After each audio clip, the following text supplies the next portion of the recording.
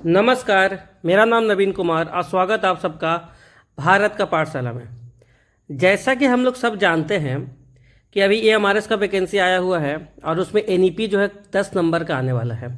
तो उसी सिलसिले में हम लोग यहाँ पर एनईपी को पूरे डीप में जाकर कवर कर रहे हैं और अभी तक इसके 12 वीडियो आ चुके हैं। ये इसका 13वां पार्ट है और यहाँ पर जो है एनईपी को एकदम डीप में जाकर कवर करने की कोशिश की जा रही है।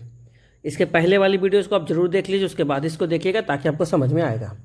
तो आज के वीडियो में हम लोग यहाँ पर जनरली जो इक्विटेबल और इंक्लूसिव एजुकेशन की बात यहाँ पर एनईपी करता है उसको डिस्कस करेंगे। एनईपी ये लिखता है कि एजुकेशन जो है सबसे पावरफुल टूल है सोशल जस्टिस और इक्वालिटी के लिए, यानी जो सोशल और इक्वालिटी और जस्टिस लाने के लिए एजुकेशन जरूरी है। यानी कोई भी इंसान जो पढ़ा लिखा है वही जो है वो सोशल जस्टिस को अचीव कर सकता है और इक्वालिटी दिलाने में भी एजुकेशन ही मदद मिलेगा। कि जब जैसे एक इंसान पढ़ लिख जाता है उसके बाद वो डिफरेंट टाइप ऑफ पोस्ट पर जा सकता है, अपने नॉलेज को इन्हेंस कर सकता है, क्रिएटिव थिंकिंग ज़्यादा कर सकता है, इनोवेशन कर सकता है, अपने स्किल के थ्रू बहुत सारी चीज़ को डिस्कवरी कर सकता है। ठीक है, उससे क्या होगा, उसको समाज में जस्टिस भी मिलेगा, इक्वालिटी भी मिलेगा। अब मान लीजिए जो इंसान नहीं पढ़ा लिखा है, दबा कुचला है, उसका परिवार भी दबा कुचला रहा सदियों से, तो उसको एट द एंड नहीं सम्मान मिल पाता है, वो छोटे मोटे काम करना पड़ता है क्योंकि उसको शिक्षा की कमी होती है। तो एजुकेशन को बहुत इंपॉर्टेंट टूल माना गया है और इसी को लेकर यहाँ पे इंक्लूसिव एजुकेशन का यहाँ पे बात किया गया है कि इंक्लूसिव एजुकेशन ये इंश्योर करेगा कि हर बच्चा, चाहे वो गरीब हो, अमीर हो, कोई फिजिकली हैंडीकैप्ड हो या फिजिकली ठीक हो, मेंटली प्रॉब्लम हो, उसे कोई यहाँ पे समस्या नहीं है। हर बच्चे को यहाँ पे इंक्लूड किया जाएगा शिक्षा में और उसके सपनों को साकार करने में मदद करेगा। जो एनईपी ये बात कहता है एजुकेशन सबके लिए होगा, इसलिए इसको इंक्लूसिव बात किया गया है। यहाँ पर कोई भी बच्चा जो है उसको लर्निंग अपॉर्चुनिटी में समस्या नहीं आएगा, चाहे वो उसका कोई भी बैकग्राउंड से वो आता हो। जो इससे एनईपी ये कहता है कि हम लोग सोशल गैप्स को यहाँ पर कम करेंगे और एजुकेशन को सब तक पहुँचाने का काम करेंगे। और यहाँ पर सोशल इंक्लूजन का इम्पोर्टेंस क्या है, क्योंकि सिंपल सा बात है, इक्विटेबल एजुकेशन से होगा एक इंक्लूसिव सोसाइटी बनाने में। जाहिर सी बात है, जब हम अच्छी शिक्षा लेंगे तब जाके जो हमारे मन में बहुत सारा स्टीरियोटाइप है किसी समाज को लेकर, किसी कास्ट को लेकर, किसी रिलीजन को लेकर, जो गंदगी हमारे दिमाग में भर जाता है, एजुकेशन मिलते ही हम उनके पर्सपेक्टिव को भी समझ सकते हैं। तो यहाँ पर एजुकेशन उस चीज़ को हेल्प करेगा रिमूव करने में। चैप्टर 14 जो है वो जो फोकस करेगा similar issue in higher education. तो हायर एजुकेशन वाला जो पार्ट हम लोग पढ़ेंगे आगे एनईपी में, उसमें भी इस बातों को वापस फिर से पढ़ाया जाएगा। इसके बारे में कुछ बात किया जाएगा सोशल इंक्लूजन को लेकर। Inclusion address gap in excess, participation और लर्निंग आउटकम।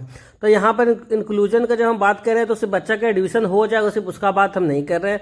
उसमें हम लोग ये मेजर करेंगे कि कोई जो गरीब बच्चा है या फिर किसी भी तरीके से वो अगर समस्या से जूझ रहा है तो यहाँ पर उसको एक्सेस मिले पढ़ाई का, वो पार्टिसिपेट कर पाए, शिक्षा व्यवस्था का हिस्सा बन पाए और लर्निंग आउटकम, जो भी उसके लर्निंग आउटकम डिसाइड किए गए हैं उसको वो अचीव कर पा रहा है कि नहीं, उसको भी मेजर करने का काम हमारा एनईपी करेगा।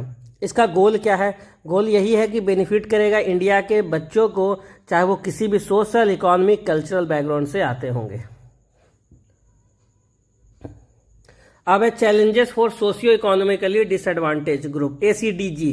ठीक है, तो समझ देखो, हम सिंपल सा बात है कि भारत जो है जब से आज़ाद हुआ था बहुत प्रोग्रेस किया, लेकिन आज भी देखे जाएंगे तो बहुत सारे ऐसे लोग हैं जो नहीं प्रोग्रेस कर पा रहे हैं, उनका इकोनॉमिक कंडीशन नहीं अच्छा है, सामाजिक स्थिति उनकी अच्छी नहीं है और वो सेकेंडरी एजुकेशन नहीं अचीव कर पा रहे। प्राइमरी तक तो लोग अचीव कर लेते, फ्री है, कंपलसरी फ्री एजुकेशन रहता है और आसपास स्कूल बने हुए रहते हैं तो लोग को नाम लिखवा लेते हैं तो कोई बच्चा 6, 7, 8वां तक पढ़ लेता है। लेकिन आगे की पढ़ाई उसके लिए थोड़ा मुश्किल हो जाती है कि जैसे आप आगे बढ़ते जाते हैं फी वगैरह भी बढ़ने लगता है और भी समस्या आने लगता है तो बहुत बच्चों को कष्ट होता है। तो यहाँ पर एसीडीजी में सारे जेंडर माइनॉरिटी आ जाएंगे। यहाँ पर जो फीमेल्स लोग को भी इंक्लूड किया गया है, तो साथ में और भी जो LGBTQ के लोग हैं उनको भी यहाँ पर इंक्लूड किया गया है। S C S T community का भी स्थिति बहुत खराब है, क्योंकि मेजोरिटी जो आबादी है वो नहीं पढ़ाई लिखाई कर पाती है और बहुत मिनियल काम उन्हें करना पड़ता है। ओबीसी बैकग्राउंड में बहुत सारे लोग हैं जो अच्छी शिक्षा नहीं ले पाते हैं, उनको भी समस्या आता है। अदर माइनॉरिटी में जो आपके मुस्लिम हैं, बौद्ध हैं, जैन हैं, उनको भी इंक्लूड किया गया है। गाँव के स्टूडेंट पे फोकस किया गया कि गाँव के स्टूडेंट को अच्छा फैसिलिटी नहीं मिलता है, और चिल्ड्रन विद डिसेबिलिटी वाले हैं और इकोनॉमिकली डिसएडवांटेज जो बच्चे हैं उनको यहाँ पर इंक्लूड यहाँ पर किया गया है।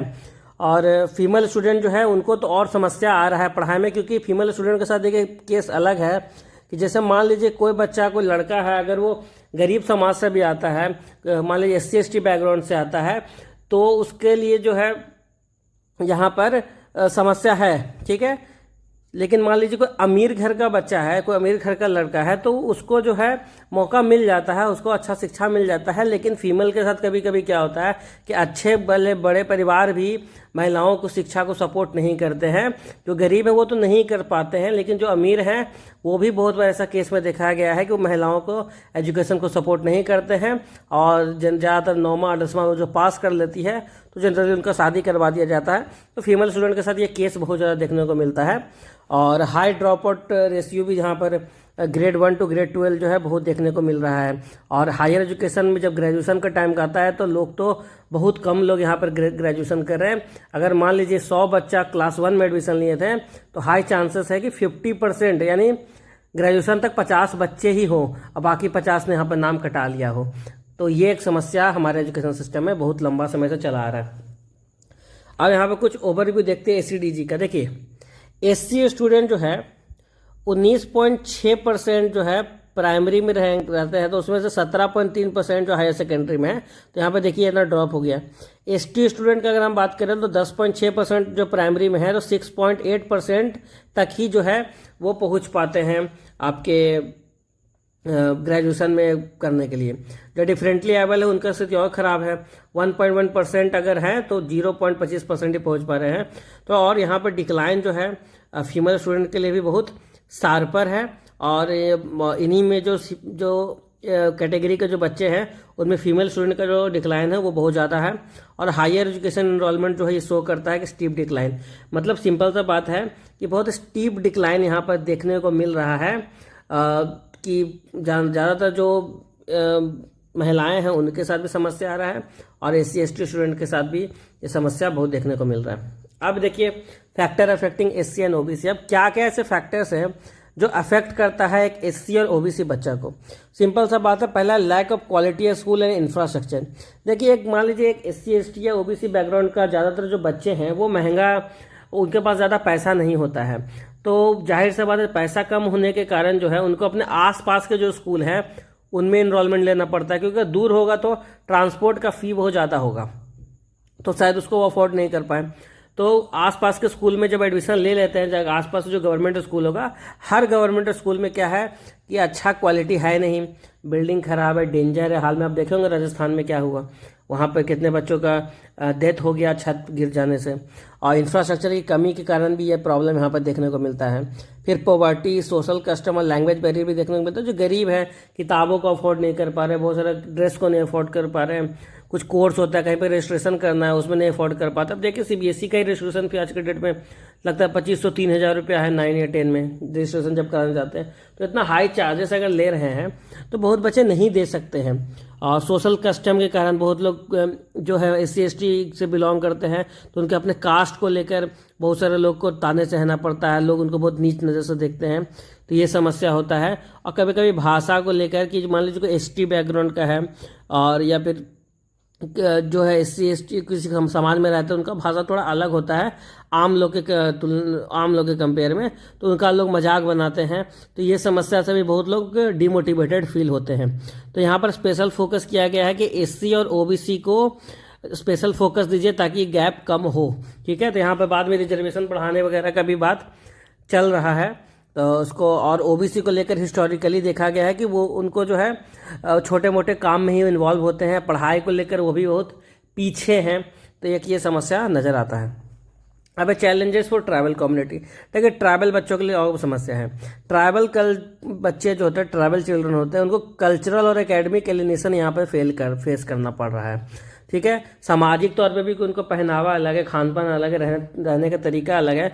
जब वो बच्चे पढ़ने के लिए आते हैं नॉर्मल स्कूलों में, तो वहाँ पर लोग उनका मजाक बनाते हैं, उनको एक्सेप्टेंस नहीं है, उनके कल्चर के बारे में कुछ पढ़ाया नहीं जा रहा है, उनकी भाषा पे फोकस ही नहीं दिया जा रहा है। तो ये एक समस्या स्कूलों में आता है। तो यहाँ पे इंटरवेंशन का बहुत ज़रूरी है, ताकि एक स्पेशल मैकेनिज्म को तैयार किया जाए। इसी को लेकर देखिए एमआरएस को स्टैब्लिश किया गया है, इसका आप एग्ज़ाम देने वाले हैं, तो यहाँ पे फोकस करने के लिए इस चीज़ को बनाया गया है। Education must be relevant to their life, जो भी शिक्षा उनको दिया जा रहा है उनके जीवन में काम आए। अगर उनके जीवन में काम नहीं आ रहा है तो कैसे फिर पढ़ के फ़ायदा ही क्या हो रहा है, ठीक है। और यहाँ पर ensuring access to existing program is critical, और साथ में उनको जो भी एग्जिस्टिंग प्रोग्राम चल रहा है पढ़ाई को लेकर उनको एक्सेस प्रोवाइड किया जाए, चाहे वो फिजिकली हो, फाइनेंशियली हो, सोशली हो, हर तरीके से उनकी मदद यहाँ पर करना पड़ेगा। अब है minority and children with special need. देखिए माइनॉरिटी जो होते हैं वो अंडर रिप्रेजेंटेटेड होते हैं स्कूल और हायर एजुकेशन में। हमारे देश में जो माइनॉरिटी है जनरली मुस्लिम हैं, ठीक है, और बौद्ध हैं, जैन हैं, सिख हैं, ये सारे लोग माइनॉरिटी में आते हैं। तो बहुत सारे जो माइनॉरिटी के खासकर मुस्लिम वर्ग के मुस्लिम समाज जो है वहाँ के बहुत सारे बच्चे जो है स्कूल और हायर एजुकेशन में कम नज़र आपको आएंगे, बहुत सारे लोग नहीं पढ़ा पाते हैं। तो ऐसे पॉलिसी लाने पड़ेंगे ताकि सारे जो माइनॉरिटी कम्युनिटी है उनको यहाँ पर सपोर्ट किया जाए। साथ में उन कम्युनिटी में जो साथ में जो चिल्ड्रन विद स्पेशल नीड है कि हैं उनको भी यहाँ पे इक्वल क्वालिटी ऑफ एजुकेशन मिलना जरूरी है। फोकस यहाँ पे इंक्लूसिव एजुकेशन पे किया जा रहा है कि कोई भी बच्चा अगर आपके क्लास में है सबको उनके नीड के अनुसार हेल्प मिलना चाहिए। तो ये इस पर फोकस कर रहा है एनईपी। साथ में फोकस स्ट्रैटेजी फॉर एसडीजी क्या है, तो अलग अलग यहाँ पर स्ट्रैटेजी का इस्तेमाल किया जा रहा है अलग अलग कैटेगरी के प्रॉब्लम को सॉल्व करने के लिए। जैसे कि जो चैप्टर 1 से 3 जो है वो क्या मेजर लेगा, वो बात कर रहा है आपका ECC, foundational literacy, enrolment, attendance, तो जो है वो एसडीजी को टारगेट करेंगे। जो हम लोग पहले की वीडियोस इन सारी चीज़ों को डिस्कस किए हैं, ठीक है, तो उसमें एसडीजी को बहुत टारगेट करने का बात किया गया है, क्योंकि ये फाउंडेशनल चीज़ है। फाउंडेशनल चीज़ जैसे उनका फाउंडेशन हम बढ़िया कर देते हैं, उनका जो बुनियाद बढ़िया कर देते हैं, तो आगे उनको ज़्यादा समस्या नहीं आएगा। सक्सेसफुल इंटरवेंशन के लिए उनको स्कॉलरशिप दो, कैश ट्रांसफर दिया जाएगा, बाईसाइकिल, ये सबसे नेशनल वाइड स्ट्रेंथन होता है। जैसे बिहार में देखिए बहुत सारी महिलाओं को साइकिल का एक प्रोग्राम चलता था, जिससे बहुत सारे लड़की जो है दूर से भी साइकिल के थ्रू आ पाती थी, तो पेरेंट्स को भेजने में झिझक नहीं होता था कि लड़की है तो इतना दूर जा रही, कहीं समस्या तो नहीं होती, तो यहाँ पर उनको साइकिल दिया जाता था। तो इस तरह के छोटे मोटे जो इंटरवेंशन होंगे उससे एजुकेशन जो है लोगों अचीव ज़्यादा कर पाएंगे, ठीक है। और यहाँ पर फोकस इस बात को भी मेजर का फोकस लिया गया है कि रूरल और अर्बन के डिसएडवांटेज एरिया में इसको फोकस किया जा रहा है।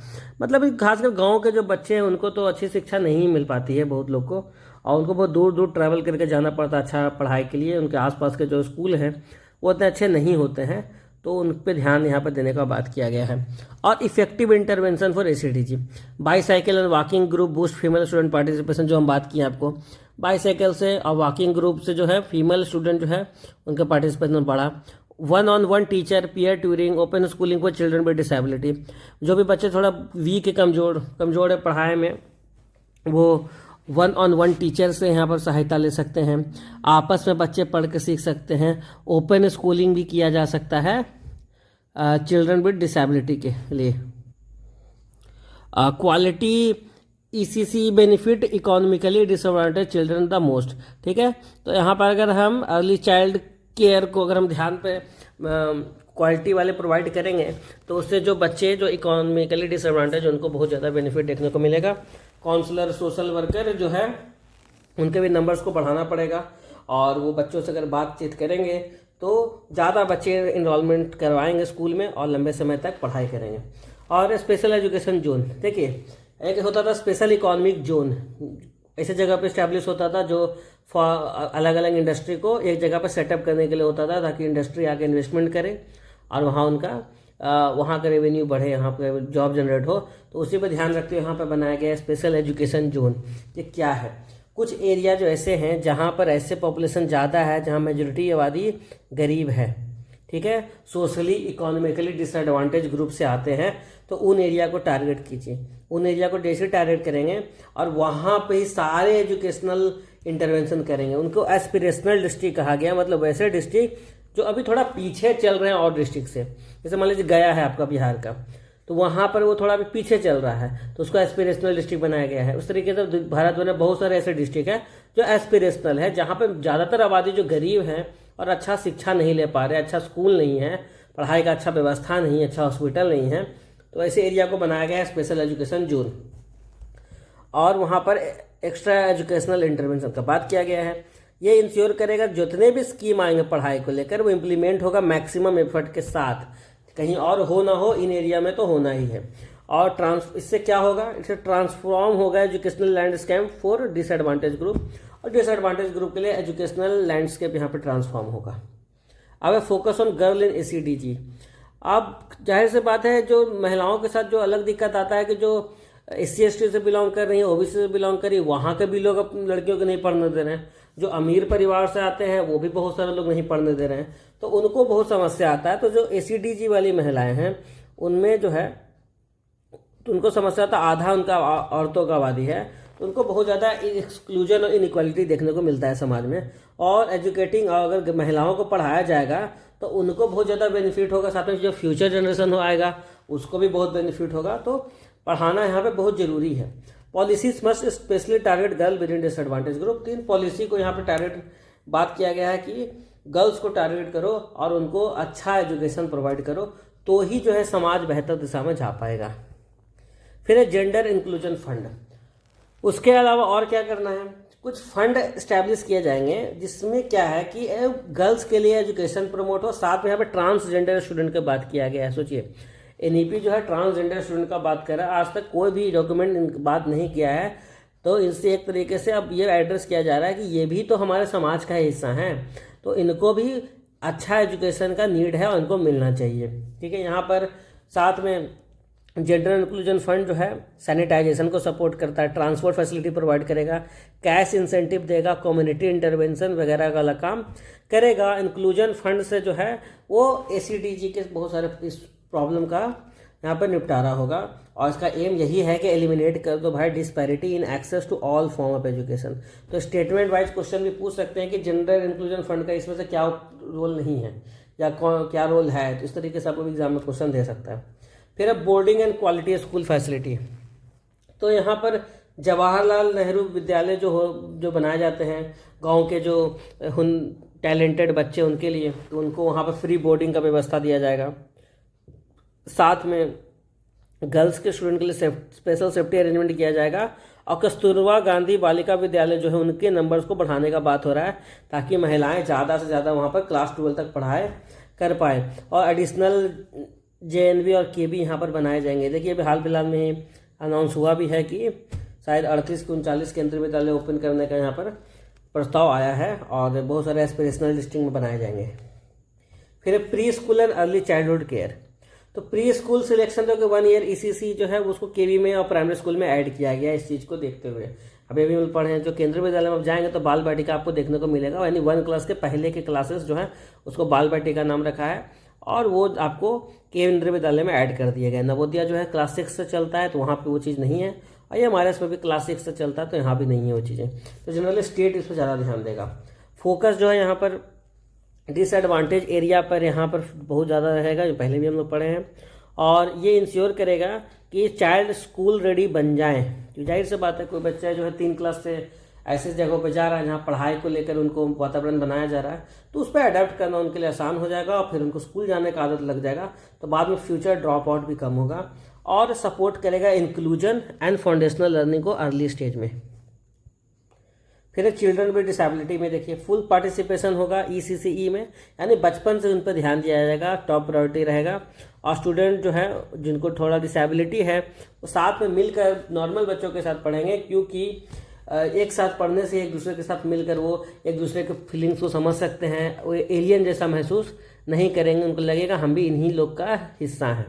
और teaching is adapted for different learning need. यहाँ पर टीचिंग को डिफरेंट लर्निंग नीड के लिए अडेप्ट किया जाएगा, यानी टीचिंग को आपको मल्टी टैलेंटेड होना पड़ेगा, अलग अलग मेथड आपको आना चाहिए टीचिंग का, तब जाकर आप अलग अलग बच्चों का जो नीड है उसको यहाँ पर पूरा कर पाएंगे। और पॉलिसी यहाँ पर अलाइन करेगा RPWD एक्ट का। तो RPWD एक्ट जो है यहाँ पर आप एक एक्ट है जो कि ये गवर्न करता है कि जो भी चिल्ड्रन हैं जो स्पेशल नीड वाले, उनके लिए पढ़ाई कैसा होगा, उनके लिए कानून जो है RPWD एक्ट बात करता है। NCERT will consult expert for curriculum design, और NCERT जो है यहाँ पर करिकुलम डिज़ाइन भी करेगा उनके लिए, तो ये बहुत अच्छा बात है। फिर है integration of children with disability. School जो है उसको रिसोर्स दिया जाएगा, ताकि तक सिंपल सा बात है कि अभी तो हम लोग यहाँ पर बात कर रहे हैं, लेकिन बहुत सारे बच्चे जैसे कि वो तो स्कूल में जाएंगे तब रैंप देखने को नहीं मिलेगा। तो एक बच्चा जो व्हील चेयर पे वो कैसे जाएगा, सीढ़ी से तो चढ़ नहीं पाएगा, कहीं पे लिफ्ट लगाया जाता है, लिफ्ट काम नहीं कर रहा है। तो यहाँ पर स्कूल को ज़्यादा से ज़्यादा रिसोर्स देने का बात हो रहा है, और स्पेशल एजुकेटर भी यहाँ पर रिक्रूट किए जाएंगे। अभी देखिए 1000 से ऊपर का वैकेंसी आपको KV में खाली है स्पेशल एजुकेटर का।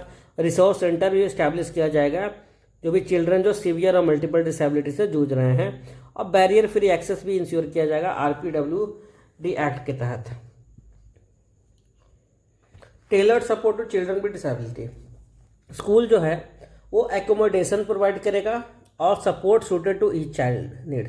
तो यहाँ पर स्कूल जो है वो एकोमोडेशन भी प्रोवाइड यहाँ पर करने का बात कर रहा है, और असिस्टिव डिवाइस रहेगा, टेक्नोलॉजी बेस्ड टूल भी रहेगा। असिस्टिव डिवाइस से जो भी बच्चे स्पेशल नीड वाले हैं उनको हेल्प होगा पढ़ाई में, उनकी वो डिवाइसेस मदद करेगा। और टेक्स्ट बुक जो है वो हर फॉर्मेट आएगा, ब्रेल, लार्ज प्रिंट, तो उस फॉर्मेट में आएगा, तो जो बच्चे नहीं देख सकते उनको भी एक्सेसिबल हो जाएगा। जो बच्चे, और साथ में ऑडियो डिवाइस रहेगा जिससे कंटेंट को सुनकर भी वो पढ़ सकते हैं। इंक्लूजन जो है अप्लाई करेगा सारे स्कूल एक्टिविटी में, चाहे आर्ट, स्पोर्ट, वोकेशनल एजुकेशन, सब टीचर को ट्रेनिंग दिया जाएगा कि कैसे जो है इंक्लूसिव वे में पढ़ाना है और एक्टिविटी को कंडक्ट करवाना है। Indian sign language and safety. NIOS national institution of open schooling जो है वो हाई क्वालिटी मॉड्यूल डिजाइन करेगा आपके इंडियन साइन लैंग्वेज के लिए, ठीक है। Other basic subject will also be taught using Indian sign language. Indian sign language जो है जो बच्चे बोल नहीं सकते हैं तो उनको कम्युनिकेट करने के लिए इस्तेमाल होता है। और safety and security of children with disability will be prioritize. और गोल यही है कि फुल पार्टिसिपेशन और इंगेजमेंट हो क्लासरूम में। Choice of regular schooling, choice of regular और स्पेशल स्कूलिंग। देखिए, children with benchmark disability can choose regular और स्पेशल स्कूलिंग यहाँ पर चुन सकते हैं, ठीक है। मतलब उनको ऑप्शन दिया गया, ऐसा नहीं है कि जब अगर हम इंक्लूजन का बात करें तो उन्हें एकदम फोर्सफुली अब क्लास में पार्टिसिपेट करना ही है। अगर उनको इच्छा है तो वो स्पेशल स्कूलिंग भी चुन सकते हैं, वो भी ऑप्शन उनको दिया जाएगा।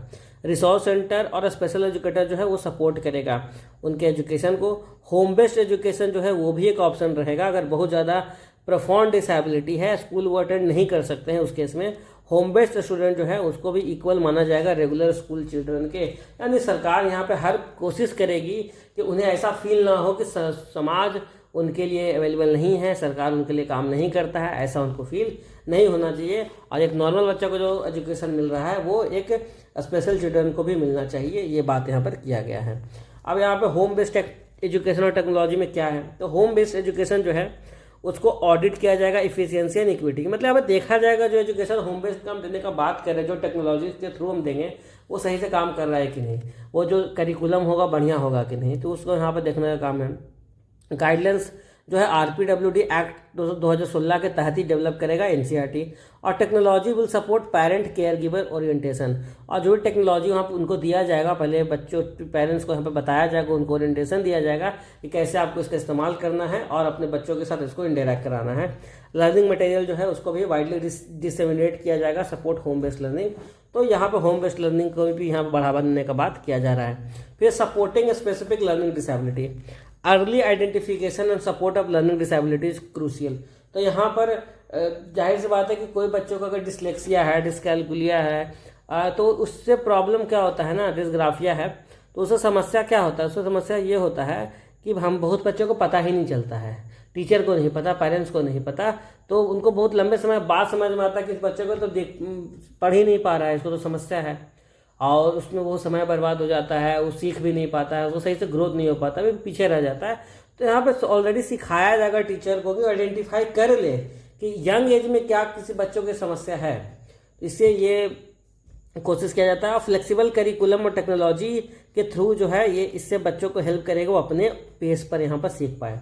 फिर एप्रोप्रिएट असेसमेंट और सर्टिफिकेशन टूल भी डेवलप किया जाएगा। और एक नेशनल असेसमेंट सेंटर परख का जो हम लोग बात किए थे वो भी यहाँ पर से असेस करेगा कि जो भी चीज़ों यहाँ पर हम लोग बात कर रहे हैं वो सही से इम्प्लीमेंट हो रहा है कि नहीं, और बच्चों को लर्निंग जो आउटकम डिसाइड किया गया वो अचीव हो पा रहा है कि नहीं। तो ये बात पे बहुत ज़्यादा फोकस किया जा रहा है। अब यहाँ पर टीचर ट्रेनिंग फॉर इंक्लूजन को लेकर क्या बात करता है एनईपी। टीचर एजुकेशन प्रोग्राम जो है वो इंक्लूड करेगा आपका सारे स्पेसिफिक डिसेबिलिटी में, ठीक है, और जेंडर सेंसिटाइजेशन और अंडर रिप्रेजेंटेड ग्रुप जो है इनको भी यहाँ पर पार्ट माना गया है इसका। और इसका एम यही है कि हिस्टोरिकल अंडर रिप्रेजेंटेशन, यानी जो बहुत कम लोग नजर आते हैं शिक्षा में, उनको वहाँ पर उनको बढ़ावा देना है और सबको इक्वल अपॉर्चुनिटी देना है। और टीचर जो है इनको इक्विप किया जाएगा कि हर बच्चों को सपोर्ट कर पाए, उनको ऑलराउंडर बनाया यहाँ पर जाएगा। क्योंकि आप शिक्षक हैं, आपको हर बच्चों को एक जैसा ट्रीट करना है, उनको एक जैसा शिक्षा उपलब्ध कराना है, तो उनको वो सारी चीज़ें सीखनी पड़ेगी जो बच्चे के एजुकेशन के नीडफुल है। फिर अल्टरनेटिव स्कूल एंड पेडागॉगिकल सपोर्ट क्या है। अल्टरनेटिव स्कूल जो है वो इनकरेज करेगा ट्रेडिशंस को प्रिजर्व करने के। यहाँ पर NCFSC जो है, national curriculum framework for school education जो है वो इंटीग्रेटेड, मतलब वो इंश्योर करेगा कि क्या लर्निंग आउटकम रहेंगे क्लास 1 to 12, उस हिसाब से सिलेबस बनाया जाएगा। फाइनेंशियल असिस्टेंट प्रोवाइड किया जाएगा कोर सब्जेक्ट और लैब में। स्टूडेंट को इनकरेज किया जाएगा to appear for board exam and NDA assessment for higher education. तो यहाँ पर इन सब चीज़ों का भी व्यवस्था किया जा रहा है। साथ में रिड्यूसिंग SC/ST डिस्पैरिटी, और स्पेशल अटेंशन जो है यहाँ पर SC और ST को लेकर जो मिलता है एजुकेशनल डिस्पैरिटी, यानी उनको कम पढ़ने का मौका मिलता है। उनके समाज के लोग जो हायर एजुकेशन तक पहुँच ही नहीं पाते हैं, बहुत सारे बच्चे, तो उनको यहाँ पर एड्रेस किया जाएगा। स्पेशल हॉस्टल दिया जाएगा, ब्रिज कोर्स, फी वेवियर और स्कॉलरशिप प्रोवाइड किया जाएगा, और सपोर्ट किया जाएगा टैलेंटेड स्टूडेंट को ताकि वो हायर एजुकेशन अचीव कर पाए। और फोकस यहाँ पर सेकेंडरी एजुकेशन पे दिया जाता है, क्योंकि आप देख सकते हैं कि आज भी हायर एजुकेशन जो PG लेवल पे बहुत अच्छा सेंट्रल यूनिवर्सिटीज़ में आप देखेंगे ना, SC/ST की सीट खाली चला जाता है, क्योंकि वहाँ पे कैंडिडेट ही नहीं मिल पा रहा है, क्योंकि इतने बच्चे एग्जाम ही नहीं दे पा रहे हैं, वो ऑप्ट आउट हो जाते हैं। ग्रेजुएशन कर लेना उनके लिए बहुत बड़ा अचीवमेंट आज के डेट में हो जा रहा है, क्योंकि समाज हमारा जो है अभी तक उनको उतना सपोर्ट नहीं कर पा रहा जितना नीड है। तो वो उनके साथ समस्या आता है, तो उनको ज़्यादा से ज़्यादा अपॉर्चुनिटी मिलेगा, तब उनका समाज और बेहतर जा पाएगा। तो यहाँ पर फोकस देना सेकेंडरी एजुकेशन स्टेज पर मैक्सिमम इम्पैक्ट। फिर है NCC एंड करियर अपॉर्चुनिटी। साथ में स्कूलों में NCC का विंग भी ओपन किया जाएगा सेकेंडरी और हायर सेकेंडरी स्कूल में। फोकस क्या है, फोकस यहाँ पर ट्राइबल डोमिनेटेड और डिसएडवांटेज एरिया पर रहेगा, और NCC के थ्रू यहाँ पर डिफेंस वगैरह में भी लीडरशिप सिखाया जाएगा। डिफेंस में बच्चे जो जाना चाहेंगे उनको यहाँ पर सपोर्ट करेगा NCC। Single window for scholarship, सारे जो स्कॉलरशिप के स्कीम आएंगे एक वेबसाइट पे आएगा आपका, NSP नेशनल स्कॉलरशिप पोर्टल पे आएगा, ठीक है। वो वहीं से बच्चा जो है अपने हिसाब से सारे और डेटा को डालेगा, उसको जो जो स्कॉलरशिप उसके लिए अवेलेबल होगा उसको दिख जाएगा, वो उसको क्लेम कर सकता है। फिर चेंजिंग स्कूल कल्चर, यहाँ पर टीचर को सेंसिटाइज, टीचर को भी तो होना चाहिए ना कि जो बच्चा आ रहा है उसको हीन भावना से ना देखे। तो टीचर, प्रिंसिपल, एडमिनिस्ट्रेटर, काउंसलर और खुद स्टूडेंट जो साथ में पढ़ रहे हैं उनको जो है सबके, हर इंसान, हर वर्ग के लोगों के प्रति सम्मान हो। फोकस है इंक्लूजन, इक्विटी, रिस्पेक्ट, डिग्निटी और प्राइवेसी का होगा, और एम्पावर किया जाएगा स्टूडेंट को ट्रांसफॉर्म करने के लिए सोसाइटी के लिए। रिक्रूटमेंट जो है क्वालिटी टीचर का होगा from ACDG as a role model. तो यहाँ पर क्वालिटी टीचर को यहाँ पर रिक्रूट करने के लिए आपको देखिए Tier 1 Tier 2 आ गया है, तो यहाँ पर फोकस चल रहा है इस चीज़ को। और उसके बाद करिकुलम को यहाँ पर इंक्लूसिव बनाया जाएगा, हर बच्चा को respect, empathy, tolerance, human right, gender equality, हर चीज़ के बारे में पढ़ाया जाएगा, सिखाया जाएगा। और करिकुलम इंक्लूड करेगा सारे culture, region, language, gender identity को। ये जो बायस है, स्टीरियोटाइप है कि तुम बड़े हो हम छोटे हैं, और इस तरह की चीज़ों को हटाया जाएगा। कोई भी कास्ट को लेकर जो अपने आप में सुपीरियर कोई कास्ट मान रहा है, कोई अपने को बहुत इन्फीरियर मानता है, इस बेसिस पे बहुत लोग डिस्क्रिमिनेशन करते हैं, उन सारे चीज़ को यहाँ पर ख़त्म करने के लिए एम करेगा एजुकेशन सिस्टम, और लर्निंग को रिलेवेंट बनाएगा, रिलेटेबल बनाएगा, इंक्लूसिव फॉर ऑल कम्युनिटी रहेगा ये, ठीक है। तो आज के वीडियो में इतना ही। हम उम्मीद करते हैं आपको सारी बातें समझ में आई होगी, और ये वीडियो थोड़ा लंबा हो गया क्योंकि सबसे बड़ा पार्ट NEP में स्कूल एजुकेशन में यही था, और उम्मीद करते हैं आपको सारी बातें समझ में आई होगी। इसको लाइक कीजिए, शेयर कीजिए, सब्सक्राइब कीजिए। धन्यवाद।